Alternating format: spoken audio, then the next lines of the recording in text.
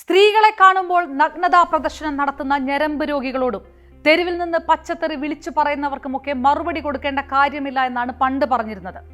ലൈംഗിക അവയവങ്ങളുടെ പേരുകൾ വിളിച്ചു പറഞ്ഞ് ഇവർ നടത്തുന്ന അസഭ്യം കേൾക്കുമ്പോൾ പേടിച്ച് മിണ്ടാതെ സ്ത്രീകൾ മാറിപ്പോകും. ആ കാലം പക്ഷേ കഴിഞ്ഞു പോയിരിക്കുന്നു വിനായക. മാധ്യമ പ്രവർത്തകരെ സ്ത്രീ ശരീരങ്ങളെന്ന് എടുത്തു പറയാൻ ഉത്സാഹം കാണിക്കുന്ന നിങ്ങൾ ദളിത് വിഭാഗത്തിനു വേണ്ടി ഒരു സമരവും നടത്തിയിട്ടുമില്ല, നടത്തുന്നുമില്ല. എറണാകുളത്ത് സ്വന്തം ഫ്ളാറ്റിലിരുന്ന് സിനിമാക്കാരനെന്ന പ്രിവിലേജ് എടുത്ത് ബാൽക്കണിയിൽ നിന്ന് നഗ്നത പ്രദർശിപ്പിക്കുന്ന ഒരു പൊതുശല്യം മാത്രമാണ് ഇപ്പോഴും നിങ്ങൾ. സ്ത്രീക്കെതിരെ പരസ്യമായ ഒരു പ്ലാറ്റ്ഫോമിൽ ഇങ്ങനെ വൃത്തികേട് പറയുമ്പോൾ അതിനെതിരെ ഉയരുന്ന സമൂഹ പ്രതിഷേധങ്ങളെ മറികടക്കാമെന്നുള്ള വ്യാമോഹം മാത്രമാണ് ജാതി എടുത്തെടുത്ത് പറഞ്ഞുള്ള നിങ്ങളുടെ ഇരവാദം. അവകാശ സമരങ്ങൾ ഇപ്പോഴും തുടരുന്ന ദളിത് വിഭാഗമോ വിവേചനങ്ങളുടെ വേദന ഇപ്പോഴും അനുഭവിക്കുന്ന അതിനെതിരെ പൊരുതുന്ന ഒരാണും പെണ്ണുമോ നിങ്ങളെന്ന വിഴുപ്പിനെ ഏറ്റെടുക്കില്ല. ദളിത് ആക്ടിവിസ്റ്റുകൾ പോലും നിങ്ങൾ നടത്തിയ അശ്ലീല സംഭാഷണങ്ങൾ ആരും മറന്നിട്ടില്ല.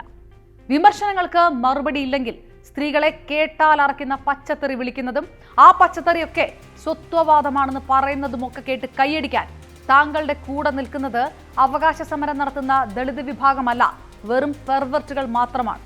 അവരല്ല കേരളം. നല്ല കലാകാരനാണ് താങ്കൾ.